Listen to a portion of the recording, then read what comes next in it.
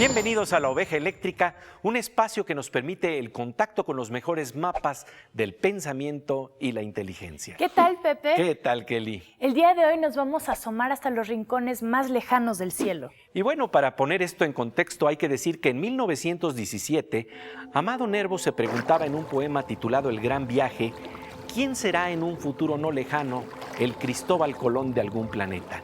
¿Quién logrará con una máquina potente sondear el océano del éter y llevarnos de la mano allí donde llegaron solamente los osados sueños del poeta? Pues bien, resulta que hoy en día los instrumentos de la ciencia nos permiten precisamente hacer una cartografía increíble para abrirnos los mapas del universo que llegan hasta las orillas del Big Bang. Pepe Gordon conversa con el Dr. George Smoot, Premio Nobel de Física en 2006, por su trabajo con el satélite COBE, que nos dio un retrato del universo que difícilmente imaginamos ver. Nuestros ojos se sorprenden hoy de nuevo con las investigaciones de George Smoot.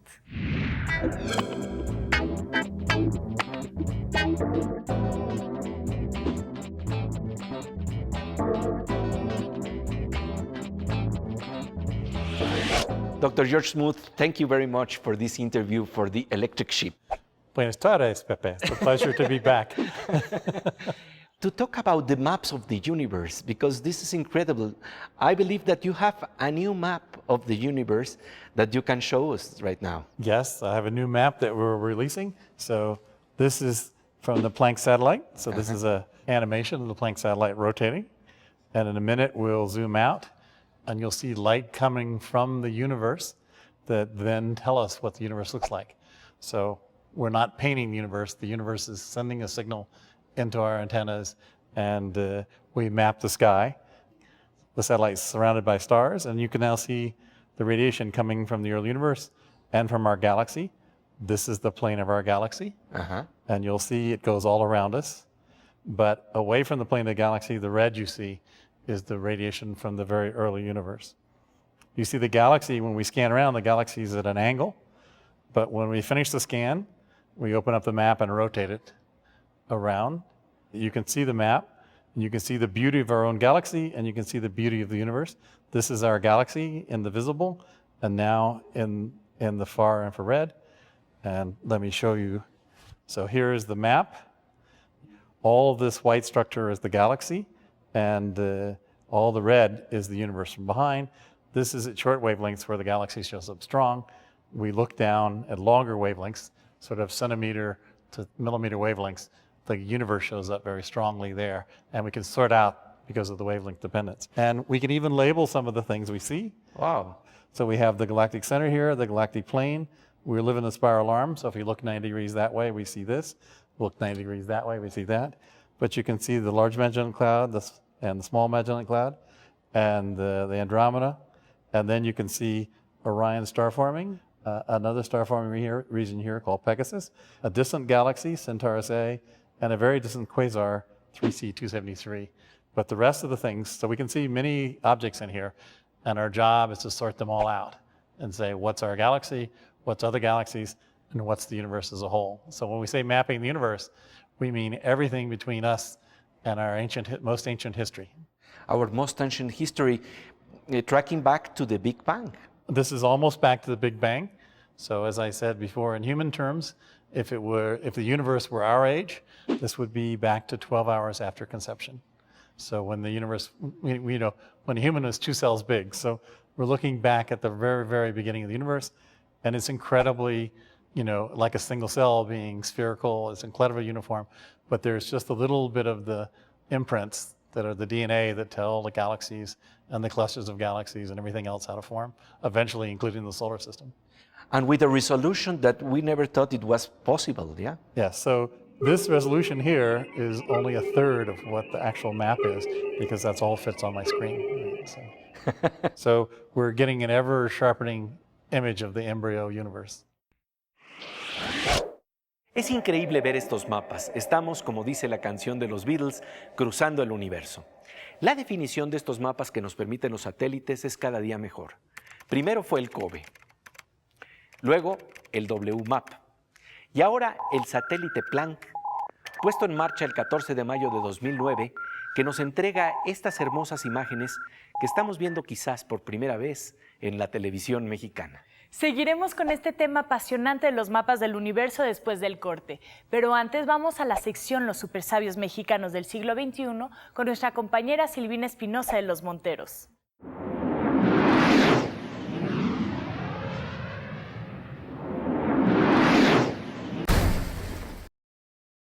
Si está probado que Harry Potter desarrolló sus talentos mágicos en el Colegio Hogwarts, ¿qué no podemos esperar de la tecnología electrónica que, casi como por arte de magia, es capaz de programar robots para enseñar matemáticas a estudiantes de primaria?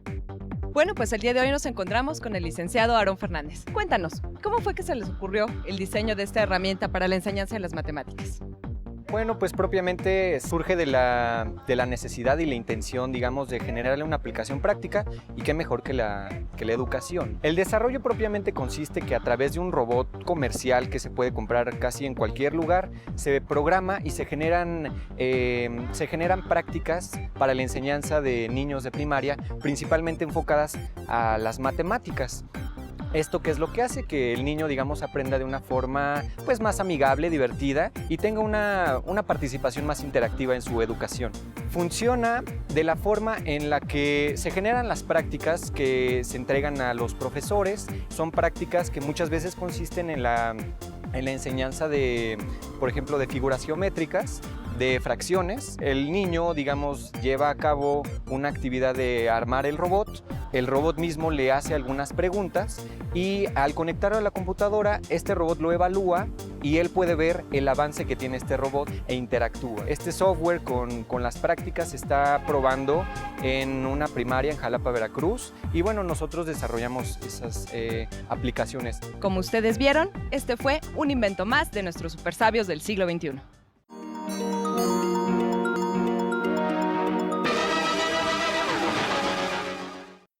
Estamos de regreso en La Oveja Eléctrica con los mapas actuales que tenemos del universo.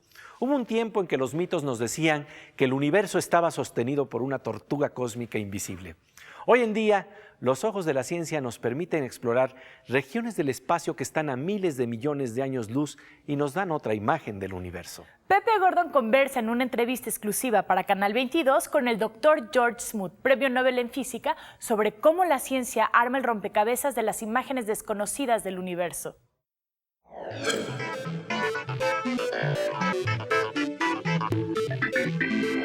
Tell us about the problem, the job of detective that you have to do to get these maps. There's a lot of pieces. You have to first convince people you can do it. Then we go ahead and design the instrumentation. And the good thing is, with COBE, that was difficult. For WMAP and for Planck, people were convinced it was a good thing to do, and they were excited by it. So getting approval to do it and getting people to join the project and to work on building the really good instrumentation and was that way. But we had to depend on the fact that instrumentation is improving just the way computers are improving in order to make sharper and sharper images. So with COBE, we made the discovery. With WMAP, much more improvement. Now with Planck, we have finer angular resolution and more sensitivity because the receivers have gotten better as time goes on, just like TV sets, you know, the technology for communications is improving, the same thing. Then you have the problem that you've mapped the whole universe and you have to sort everything out, right? So you have to say, all right, well, I take this data in, I do it at many wavelengths. Now I use the wavelength dependence to sort it out, but I have to be very careful in processing to reproduce the maps at each of the wavelengths and then sort out what comes from our galaxy, what comes from other galaxies, what comes from clusters of galaxies, and finally what comes from the universe itself. You have to sort those into pieces, and then your work's not done, right? You have to check you did it right. Then you have to interpret what you see in terms of what does this mean about the early universe, and can we then make simulations and run them forward and see we get the universe we see today. It's so amazing how you can have a picture of something that you have to have many sources to come up with an image of that. You know, it's like trying to see in the darkness because, of course, you have radio frequencies, you have the observation of telescopes, But how do you put together all this information and you are sure that you have a real picture of what is happening there? It's just like, how do you know when you see your TV that you're seeing a real picture? Well, you know that the engineers have gone to a lot of trouble to put lots of little dots together and arrange them with the right brightness and color so that it looks like an image of the world. And when they collect the data, they collect it lots of individual points, and then they very quickly they map them together and put them back on the screen for you to see. So we had coarse pictures before, and we're making better and better, and we're trying to get the high definition versions. And we go to a lot of trouble to make the instrument be as good as it can, just like we have better TVs, or better other things. But we also spend a lot of time in science making sure we remove the human overinterpretation and whatever. We can't avoid some of it, but we try and then reproduce as faithfully as we can an image of the universe. But we also make models to try and describe what we see, and we try and make them match the observations as precisely as possible. What the model is, which is usually very simple, is usually a few ingredients and then a few rules of how those ingredients interact with each other. And if it reproduces it, you feel you understand things in a deeper way. Whereas I can impress you very much with the pretty pictures, but if I can show you how they all blend, this epic goes to this epic, goes to this epic, and they all go together in a logical way, in a smooth way, just like you see a dog running across a field, and it's not a bunch of independent dogs, it's the same dog. Then you begin to think you understand it and feel more comfortable with it and really see the majesty of the universe. The majesty of the universe, the simulations that we can see, for example, right now, doing zoom in and zoom out. Right. So the amazing thing is there's only a few ingredients. There is the dark matter, there's space and time, there's the dark matter and the regular matter, and the dark energy doesn't show up so much in here. But essentially you have 5 ingredients plus light, right? So the 5 ingredients reproduce this work by just throwing the dice many times and seeing what comes out. You get this amazing patterns in the sky, which look very much like the universe we see. And it's very simple. There's only the 5 ingredients, and they behave as if they were almost perfect fluids, right? Almost like a glass of water, which is made of atoms, but it's like a perfect fluid. And you let it go in an expanding universe, and it clumps up, just like if you took a glass of water in space and threw it out, you'll find droplets everywhere. It's incredible, the experience. I know, but what's so incredible is it's so beautiful and so varied, and yet you can make it out of such simple pieces. Simular la majestuosidad del universo. Realmente es asombrosa la precisión y el ingenio con que se construyen estos mapas que nos brinda la ciencia contemporánea. Más adelante conversaremos con el Premio Nobel en Física George Smoot sobre un proyecto fabuloso para detallar aún más la imagen del universo. George Smoot nos dice que estos modelos complejos se generan con piezas simples. De eso se trata la sección El Performance de la Ciencia. Piezas simples para entender lo que nos rodea.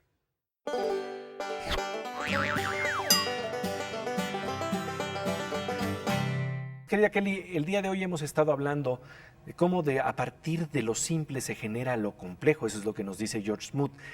Háblanos de un ejemplo de esto, precisamente en la formación de los cuerpos celestes. Claro que sí, el día de hoy vamos a hacer una analogía y traigo para eso un imán, agua y limadura de hierro. Voy a meter la limadura de hierro en el agua.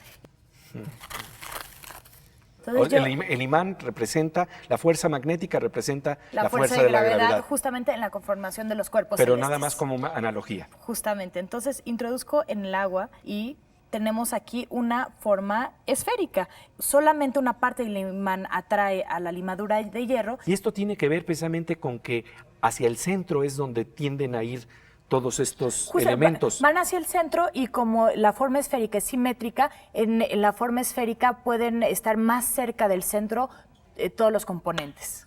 Pues vemos cómo lo complejo surge a partir de estos principios tan simples. Muchas gracias, querida Kelly. Y bueno, nosotros después de un corte volvemos enseguida a La Oveja Eléctrica con el Premio Nobel de Física George Smoot y un proyecto asombroso para detallar más los objetos del cielo, nuestros mapas del universo.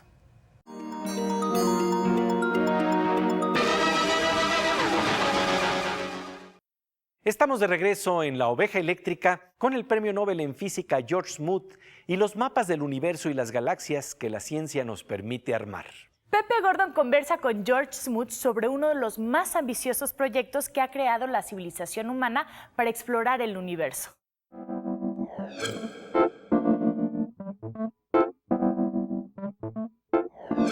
We were talking about 100 billion galaxies, Yes. and what we can scan, it's just a few of them, 1 million of them. So how Okay. Well, I will show this in the talk today. So yes, we have an already commenced, starting a few months ago, a new survey called Sloan Digital Sky Survey number 3, which will map the location of 5 million galaxies. And that should be finished by 2015, so within 5 years. In the meantime, I have just hired 2 postdocs and a student, and we're working on the design of what we call the big version, the boss, and that was the boss version. Now this is the big boss, you know how to say in Italian, a capo de capo.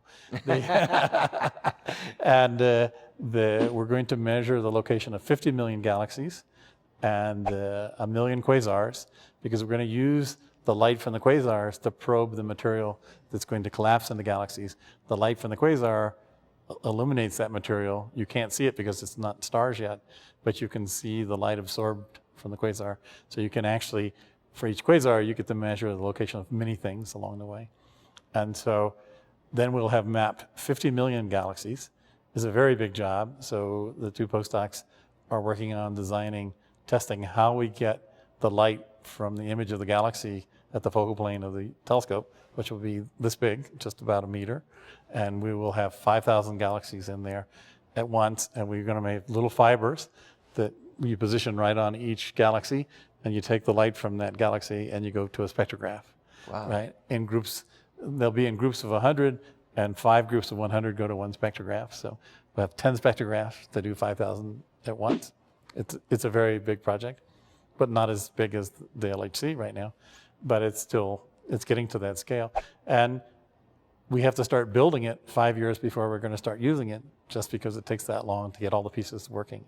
But then we'll have mapped 50 million galaxies and 1 million quasars, and you'd say that's really impressive, right? That's like visiting every person in Mexico, right? and learning about them, you know, have the database about them. But just like Mexico is only a small part of the world. I mean, there's going to be 9 billion people in the world. There's 6 now. But there's 100 billion galaxies. So it's not even like measuring all the people in Mexico. Yes, yes. But it's still a big sample, right? It's still a big sample of the universe.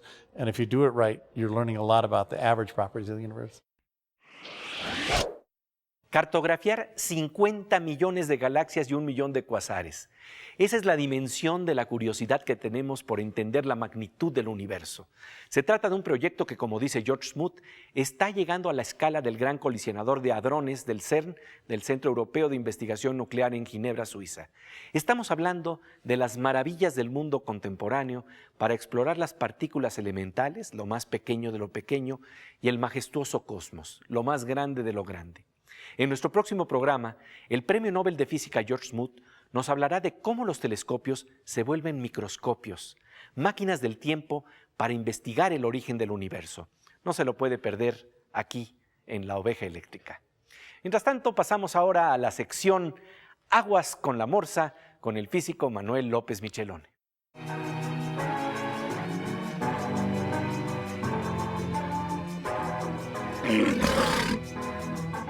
Pues querido Morsa, el día de hoy hemos estado platicando con el doctor George Smoot sobre cómo lo complejo se va tramando a partir de lo simple, de unas piezas simples.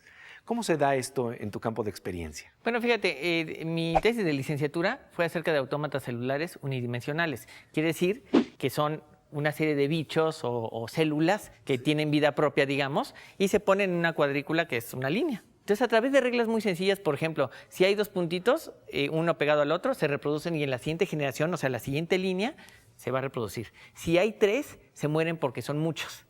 Y si solamente hay 1, se muere porque nomás hay 1, ¿no? Entonces, con reglas así ciegas, muy sencillas, uno puede hacer un programa de computadora que procese esa información de dónde hay células, cuáles se comparan con cuáles, y generar la siguiente pues la siguiente generación de autómatas celulares que cumplen con las reglas que yo establecí. Claro. Pero lo fantástico es que si yo pongo una generación, la siguiente generación y así una encima de la otra, las voy poniendo, al final genero una imagen muy, muy compleja, ¿sí? Y entonces pasa algo muy chistoso. Resulta que tengo un fenómeno muy complicado de entender, muy complejo de entender, creado por reglas ciegas que además son muy sencillas de comprender. Lo que se demuestra es que, en cierta medida, es que el argumento teológico de que se requiere un relojero para crear un reloj no necesariamente es cierto. De reglas muy sencillas, que son ciegas, se puede crear algo tan complejo. Eso pondría en tela de juicio un poco la necesidad de tener un relojero. Lo que tendríamos que explicar es simple y sencillamente por qué también existe lo simple. Ese es un problema que no me voy a meter. Pues como siempre te agradecemos tu presencia aquí en La Oveja Eléctrica. Gracias, Pepe. Y bien, pasamos ahora a la sección Veo con Miriam Moscona.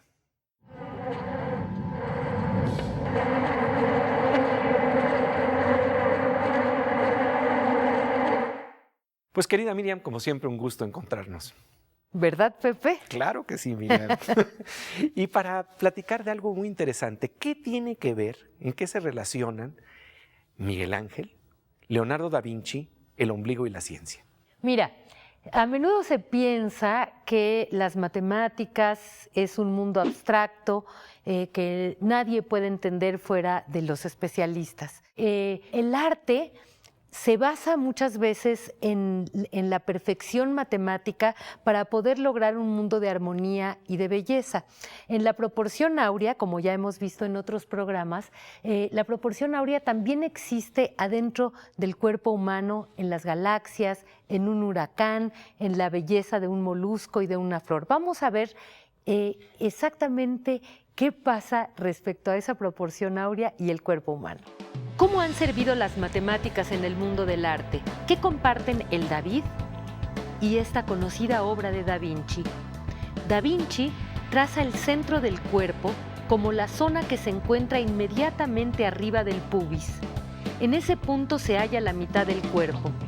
Ahora bien, del ombligo hacia los pies está el 62% de la altura y de la cabeza al ombligo está el 38%. La división de estos dos números, es decir, el cociente, resulta en una armonía matemática mejor conocida como proporción áurea, aproximadamente igual a 1.61. Ahora observemos cómo el David muestra la misma proporción en este cuerpo erguido y juvenil. Son exactamente las mismas medidas. La proporción áurea es la expresión matemática de la armonía. Si usted quiere saber qué tan cerca de la proporción áurea está el hombre o la mujer de sus sueños, mídale la distancia de los pies al ombligo y del ombligo a la coronilla.